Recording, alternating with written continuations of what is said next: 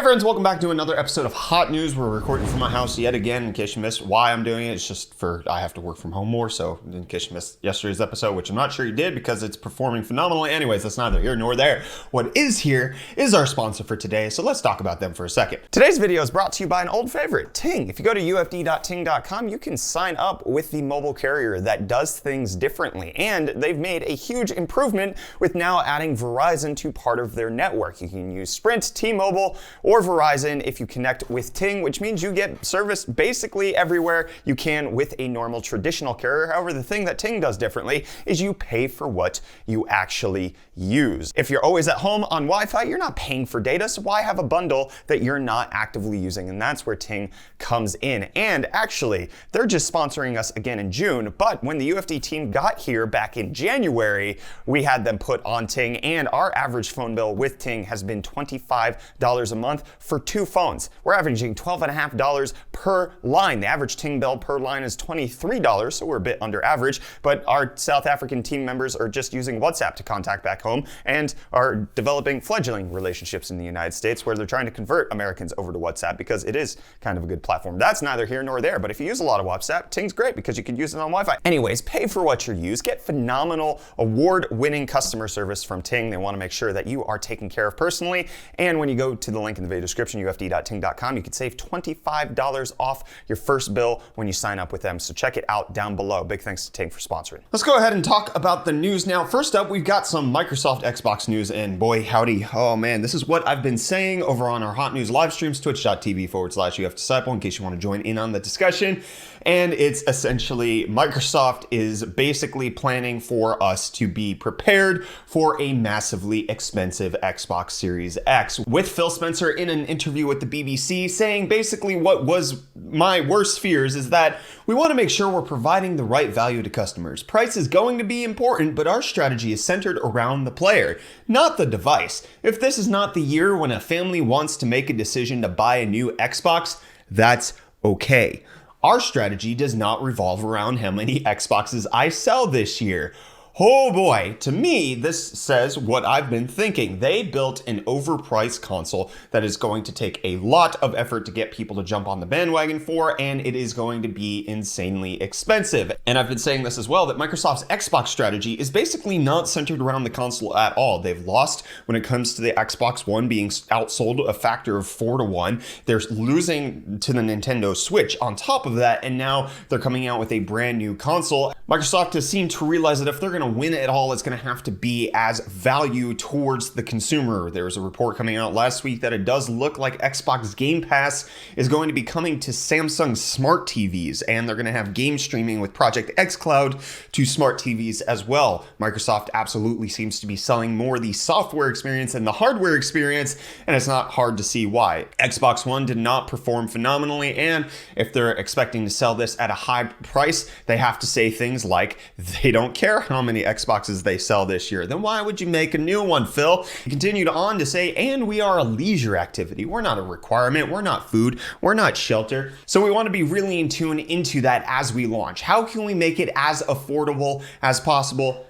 How can we give buyers choice? And then talking about how we have an Xbox All Access subscription program that allows people to buy their next console by paying a monthly charge. And through technologies like smart delivery, you can buy your games and know that when you buy the next console, your games will move with you to allow customers to make the right choice for them. It absolutely feels like this is a setup for the fact that they're going to be revealing a $750 console. That's my opinion on the Xbox Series X, but Phil Spencer not really giving us any indication that the Series X is going to be cheap. Very much realizing that it is a luxury item and a high tier luxury item at that. 12 teraflops of GPU performance does not come cheap. And it doesn't come cheap to start producing a PlayStation 5. However, that is now what's happening according to a report out of Business Korea saying that the back-end suppliers are starting to get to work on the PlayStation 5. And so we may start seeing designs of the PlayStation 5 crop up sometime soon of things actually rolling off the assembly line. However, we were expecting on getting the console unveiled this past Thursday, June 4th, during their State of Play live stream, which got canceled due to Sony saying that they wanted more important voices to be heard. However, it turns out that that period of time that they were going to delay it was only a week, and now June 11th is the rescheduled PS5 launch day. It's going to be at the exact same time, 4 p.m. Eastern, 1 p.m. Pacific, and it's actually kind of interesting because the way they found out was the fact that Sony was sending this out as an ad on Twitch before they made the public announcement, and we had people at our Twitch live stream, Hot News Live, twitch.tv/UFDisciple. Come join us there, join in the discussion. Anyways, people on our live stream was like, hey, I just got this ad. What's going on? And I was like, I don't know. Well, it appears Twitch has actually got the announcement that they're coming on June 11th first. But while we're talking about Twitch, let's stay on that for a little bit, because you may have noticed that 1 or 2 of your streamers are gone from the platform right now because apparently Twitch support got a sudden influx of DMCA takedown requests for background music from 2017 to 2019. And Twitch has a policy that if you get a certain amount of strikes, they have to ban your channel, which has led to a lot of confusion to a lot of people. In a thread from Twitch support, which is talking about all of this, apparently a music company just decided that they wanted to act on the DMCA takedown, which isn't necessarily such a big deal when it comes to the VODs, the video on demand afterwards of things that are played on Twitch, because Twitch just goes ahead and mutes the VODs instead of actually doing anything as far as penalizing them for it. However, with clips, they don't have that system in place. They don't have a system to mute the clips in place, so they are getting copy striked for it. So this has led to a lot of people freaking out, a lot of people being upset with Twitch for not having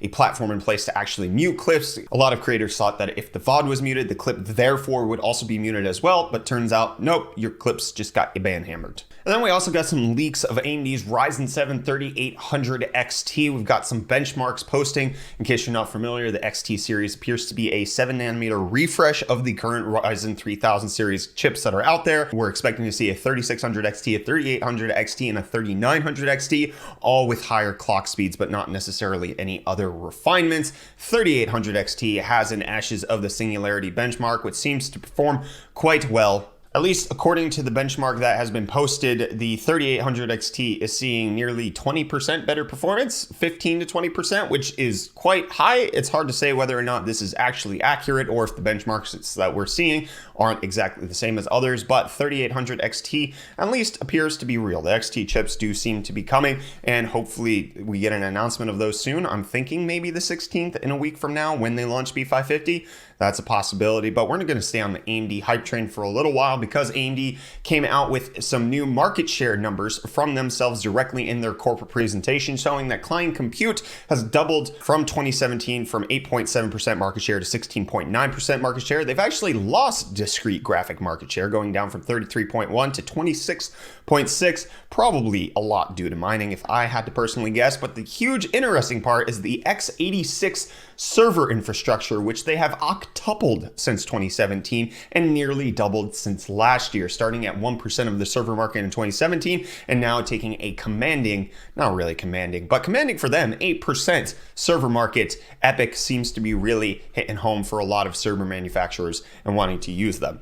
But also at the corporate presentation, they did discuss a little bit of the upcoming stuff that is coming out. Number one, they talked about how RDNA 2 should have higher clock speeds than previous gen. Physical optimization, increasing clock speeds in a slide that they came out with RDNA 2. So we should expect Navi, big Navi, to have faster clock speeds than the current Navis that are on the market. But that's not the only thing that they said. Also, during this presentation, they recommitted to the fact that Zen 3 is still going to be on 7 nanometers. It's not going to be on 5 nanometers. They're not delaying it for 5 nanometers. It's still coming out this year. They are reaffirming that, taking special mention to mention the fact that it's still going to be on 7 nanometers. So anybody who's hoping for Zen 3 on 5 nanometers, probably not going to happen. Me, probably not going to have to download and use Quibi for a few months. So let's go ahead and talk about the little bit of AMD news that I'm sure you're all waiting for. We got big Navi talk. We got 3800 XT talk. We've got also a brand new AMD graphics card from ASUS dropping their RX 550 2GB version. This is coming out after last week AMD put out an announcement saying that the end of 4GB cards is here. It's the end of an era. 8GB cards is a minimum.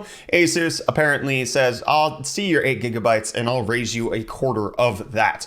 But a quarter of what they used to be is basically Intel right now. They're not even a shrine of their former selves, because Mind Factory in Germany has released their latest sales numbers showing that yet again AMD is continuing to dominate ever since basically basically the beginning of this year and the end of last year, they've held over 80% of the total sales that are going through Mind Factory in May. They came in at 85% with 15% of sales going to Intel, which is kind of a big oof because, you know, Intel launched a CPU generation in May.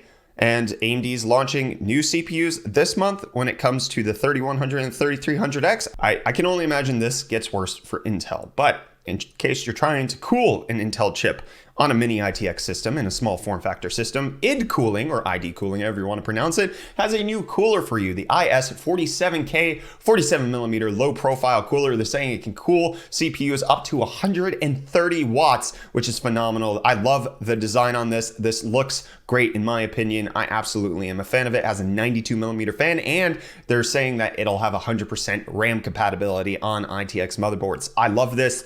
ID Cooling, if you're listening, I'd love to have one for my ITX builds. Please and thank you. But what I'd also like to have in my builds is just something with smaller nodes, because, you know, I'm on 7 nanometers in my work PC. Here at home, on 14 nanometers. I've got a freaking Intel chip in this piece of crap PC. Anyways, that's neither here nor there. TSMC is coming out with 2 nanometers. At least they're accelerating their 2 nanometer semiconductor node research and development. TSMC saying that they're looking to invest about $16 billion into this. No timeline as of yet, but looks like they're ramping that up. And in case you've loved Command & Conquer, you can ramp up your gameplay of it, because Command & Conquer Remaster is now available on Steam and Origin for you to check out in case you want to play that game. $20 for a lot of the old Command & Conquer games.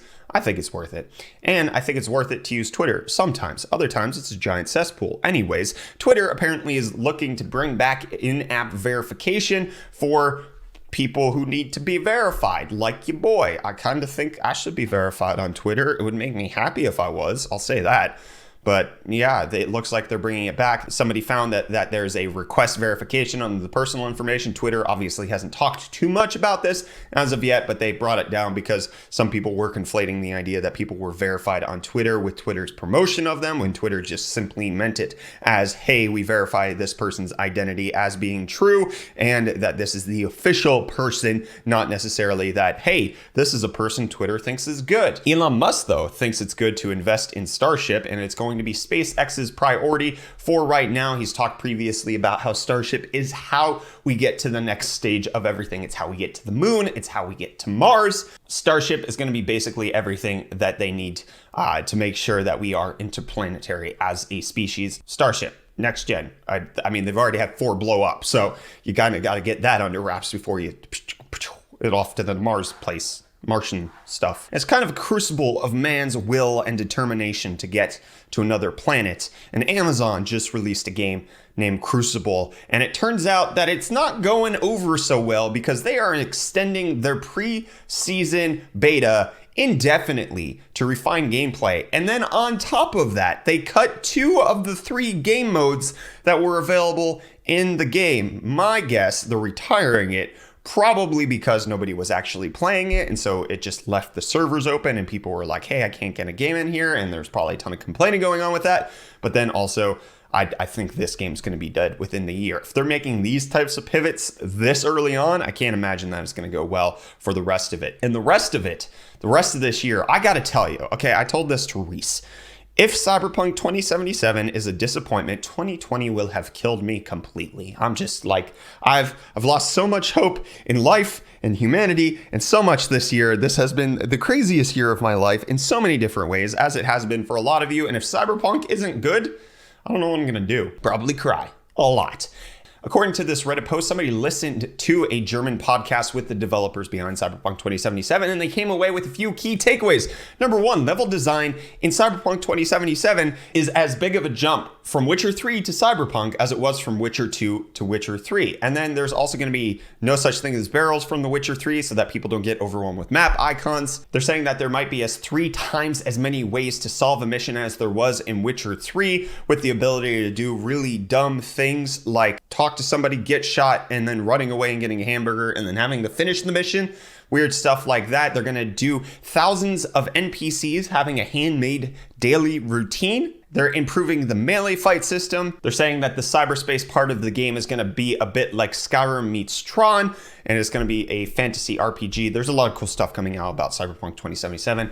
I'm kind of excited, and I'm kind of excited for a OnePlus Z phone, which looks to be OnePlus's redemption into the mid-tier market. We've talked about the OnePlus 8 Pro, how it's just the flagship level price for flagship level quality. Not a lot of value to be found there. Well, the OnePlus 7Z is set to launch July 10th in India at potentially under $350. This is quite crazy, especially given the specs. It's looking to have a Snapdragon 765G, a 6.5-inch 90Hz OLED panel, 6 gigs of RAM, and 128 gigs of storage, which just seems to be a really rock-solid phone for $350. I think this might be a Pixel 4a killer if that thing even ever comes out.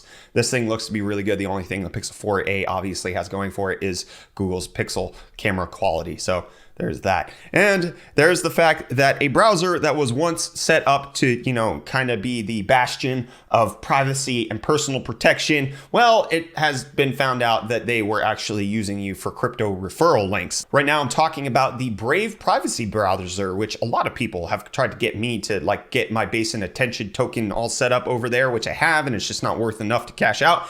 Anyways, it was found that Brave was doing automatic redirects on cryptocurrency websites to put their referral code into it so that they would make money off of what you're doing, which obviously in the grand scheme of things probably isn't the worst thing that a browser could be doing, because it's not selling any of your private information. It's actually just interjecting the browser's personal information. So that's the thing. However, at the same time, Brave never said that they were doing this. And as a company that's trying to separate itself from the skeevy other web browsers that are out there, it kind of seems like a weird move. They are removing it. They're saying that this was a lapse in judgment, saying that they were trying to build a viable business, but they realized why they shouldn't have done this. And they said that they're sorry for this mistake. We're clearly not perfect, but we'll correct course quickly. We will never revise typed in domains again, I promise. So take that for what it's worth. Let me know what you think of the Brave stuff down below in the comments. And while you're down there, don't forget to click on the link in the video description for today's video sponsor. Don't forget to check out Ting at the link in the video description, ufd.ting.com, to save $25. Seeing how much you would save, not just the $25, by switching to Ting by going to the link. See how much you actually use every month and how much that would cost on Ting. It costs us very little, and that's great. I love Ting. Check them out. And that's it. Hit the like button if you enjoyed it. Get subscribed to stay up to date on all of our tech-related content. I'm Brett with the UFD Tech Channel. You've just been hot newsed. It's so hot. Hot damn. Bye.